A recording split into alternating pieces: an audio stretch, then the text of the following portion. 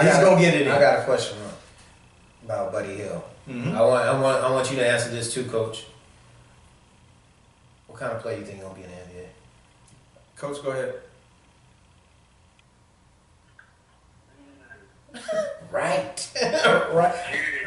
I don't even think Denzel Valentine's gonna be an NBA player. He's too slow. Mm-hmm. But Buddy Hield, because he's so dynamic. Valentine doesn't have foot speed. Yeah, because he's so dynamic. He can shoot. He's not He gonna can handle the ball. I don't know what kind of player he's gonna be. Valentine has to go to like San Antonio, a team like that, Yeah. who appreciate his passing and intellect. He goes to one of these bottom of the franchise type teams, bottom of the league type teams rather. Nah, he doesn't have foot speed, and they're not gonna be able to. He's not gonna be able to adapt to the play that's needed of him versus go to a good team where I just gotta play a role. I like Buddy Hield, man. I like him. What do you think about Buddy Hield, Coach? What do you think he's gonna do, man? I don't think he's going to turn out to be a great NBA player. I mean, to be. No, that's yeah. Buddy Hield. Yeah. Go ahead. I'm There's sorry. a lot of discussion right now, but I don't know that he's going to turn out to be what we think he will be. Huh? That's a good analogy. And I think you can make the same argument for Simmons. He's just lazy, man. He's so lazy, man. Goodness, he's We lazy. get to him next. Buddy Hield. Buddy Hield has a chance. He's like Jody Meeks. This is what Buddy Hield has a chance to do. He has a chance to be a Jamal Crawford. I don't think he's that well. Let me tell you what. In basketball.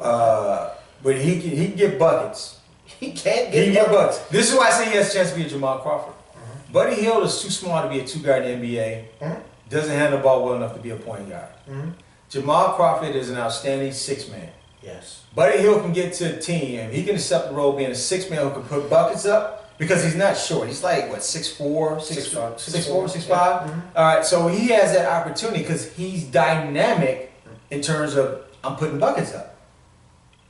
Mm-hmm. Yeah, I agree. And I think he can do that. I can see it both ways. Well, for me, you get where you going.